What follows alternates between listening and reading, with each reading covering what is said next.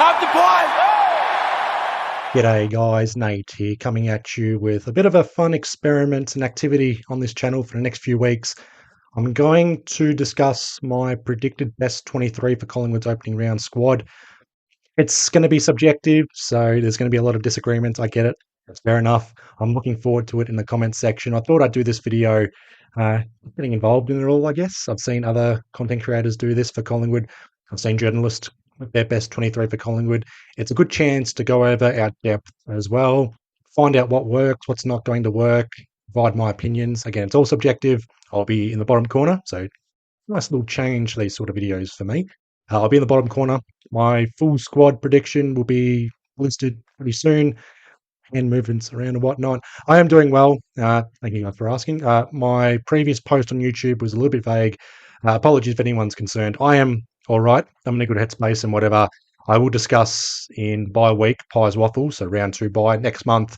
I feel comfortable in a month's time, I reckon. Also non-footy related, even though it will technically lead to discussions about the channel.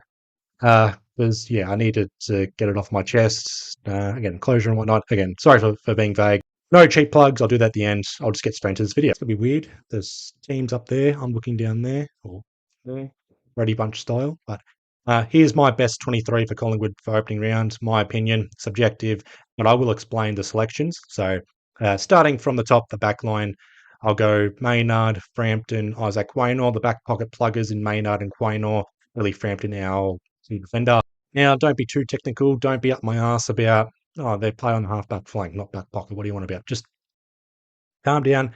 I'm going in expecting as well for Jeremy Howe to most likely miss opening round and also Darcy Moore. If Darcy Moore is cleared to play, I will then include him in my next squad prediction for next week. So there'll be some chopping and changing. Also, mind you, there's the preseason game starting this Friday against GWS and Bundoora.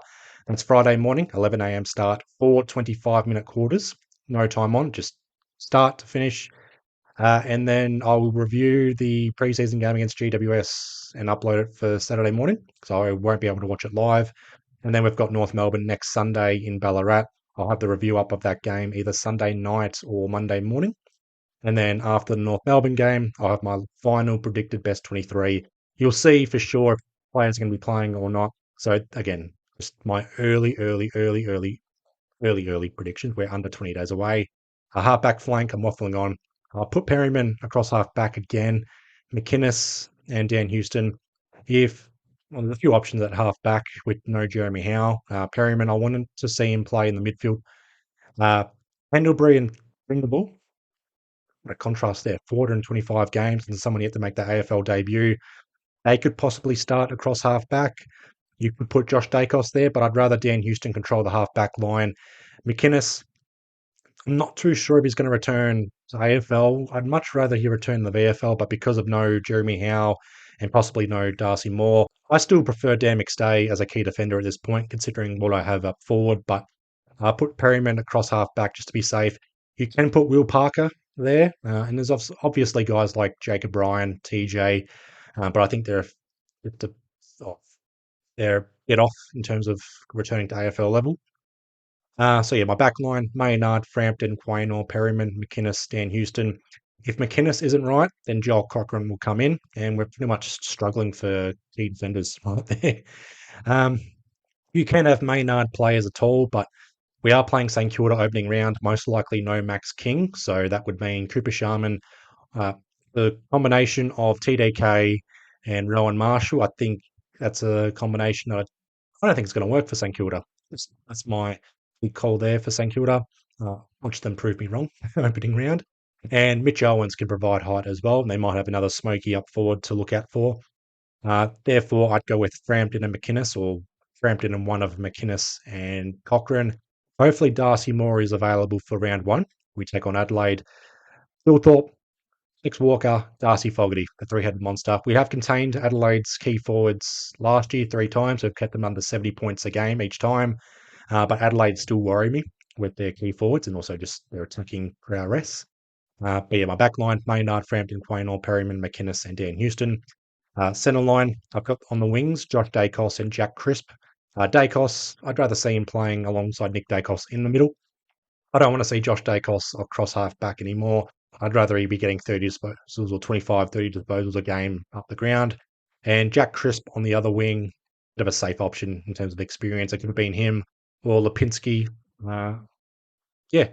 Or possibly Rowan Steele, but I've got Rowan Steele as depth for now. And Ned Long in the centre, with a long shot, no pun intended.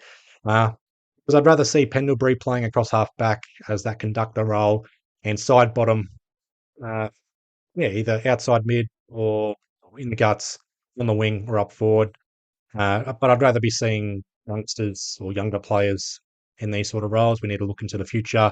Lipinski on the bench as well, either on the wing or at half forward. Again, it's the bench. I don't want people being up my ass in terms of players on the bench. They're in the best 23. They can play each in the middle, plus half back, up forward, you name it.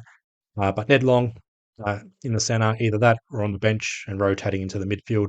Up forward, the small forwards, I've got Schultz, McCreary, and Elliott. Schultz and McCreary, they're not noted goal scorers. They're the pressure acts. They're the defensive pressure players. Schultz heading inside 50. McCreary with his pace and tenacity. He can rotate into the midfield alongside Jordan De Goey, who I've got as a rover or rock rover. Uh, Picking the boxes, Jordan De Goey in terms of pre-season, although he's not training the house down or anything like that. But if Jordan De Goey's fit and firing, I put him in the middle. Up forward, Schultz, Charlie West ahead of Dan McStay, who I need to see more of Dan McStay in preseason games. If he's fit and firing Dan McStay, then I'll change it. And Tim Membry as well, across half forward. Tim Membry is the sort of player that will lead out of sense of 50, my bad. Tim Membry will lead out of the forward line, taking marks across half forward, entering inside 50, but he's good for a set shot as well. Bo McCreary, forward pocket, Jack Buller, full forward, pinch hitting in the ruck alongside Darcy Cameron or assisting Darcy Cameron there, and will take the forward 50 stoppages most likely. And Jamie Elliott will work a lot better. If there's no Dan McStay, Charlie West, Jack Buller. We can't be too tall up forward, otherwise I think it nullifies someone like Jamie Elliott's output. 60-goal season last year, literally on his own, and he played a lot better without guys like McStay in the squad. So that's kind of why I've gone like this for the forward line. And the followers, Darcy Cameron in the ruck, Nick Dacos in the ruck, he's roving or ruck roving, and Jordan Goey as well. So yeah, that's my best 18. On the bench, I've got Pendlebury and side bottom for the experience. Again, Pendlebury can play in the middle or across half back. Side bottom, either up forward or on the wing or in the middle, whatever. Durable he is. Lipinski, either on the wing or at half forward, but I've got him on the bench to start off. Will Parker, I've named ahead of guys like Ed Allen and Rowan Steele. This selection's more a defensive minded one for me. If it's not Perryman across half back, then I put Will Parker there. But I have seen the preseason footage where they want to trial him more up the ground, and he was playing that sort of role, just in the middle, scanning the forward line, heading inside 50. That might be Will Parker's role at AFL level, and he held his own at AFL level at times as well. But I've got Will Parker ahead of Rowan Steele and Ed Allen for this reason, and Prindable says a bit of a smoky for a debut. So Jack Buller to make his club debut. We've got a history of trading in these players, and they make their debut for Collingwood. So club debut for Jack Buller, and Prindable make his AFL debut. If he doesn't dominate or light up the preseason games, then there'll be a bit of a change. But in terms of depth, we've got Joel Cochran, key defender, Oscar Steen, the second ruck choice, Dan McStay once he's fully fit, and then we've got guys like Harvey Harrison, Ed Allen, Rowan Steele, and Lockie Sullivan. For Harvey Harrison, if Bo McCreary's not right, then he's being replaced with Harvey Harrison. Ed Allen, hopefully he's able to get into the best 23 contract year. Obviously going to be linked to WA, West Coast or Freo, if he does want to play for Collingwood next year. Rowan Steele, training the house down in pre-season. Uh, Extended at Collingwood as well, full pre-season at AFL level. Looking forward to seeing Rowan Steele performing at AFL level in 2026, although I think he needs to bide his time or interest in the VFL or pre-season games to make that claim for the best 23. And Lockie Sullivan has depth, but I know Fly loves Sullivan. So watch this space for Sullivan. Fly may include him in the best 23 starting on the bench because he loves him. Every team needs a Lockie Sullivan in their squad. And obviously we've got the outside players, Swadling, Martia, Angus Anderson, Saxena. Hopefully they can make their debuts or impress in pre-season or starting the VFL season. And then you got guys like Will Hayes, TJ, Jacob Ryan, hoping to improve on their AFL counts. Will Hayes with 2 games, TJ and Jacob Ryan 1 each. Hopefully for them, they're able to make some sort of presence at AFL level, particularly for Jacob Ryan, out of contract this year.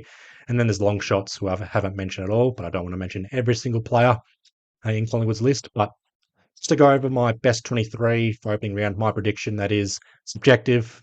If you disagree, fair enough. Leave your comments on that. I've got Maynard, Frampton, Quaynor, Perryman, McInnes, and Dan Houston in the back line.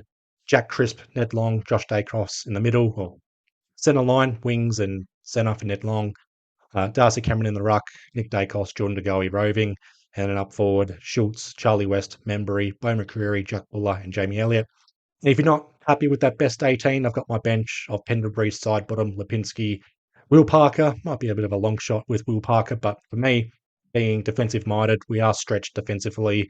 If someone like Perryman's across half back, if it's not Perryman, then it's probably going to be Parker and Tindable. Smoky for a debut. Just wanted to throw that in there. But Craig McRae's the coach. I'm just a girl uploading a YouTube video.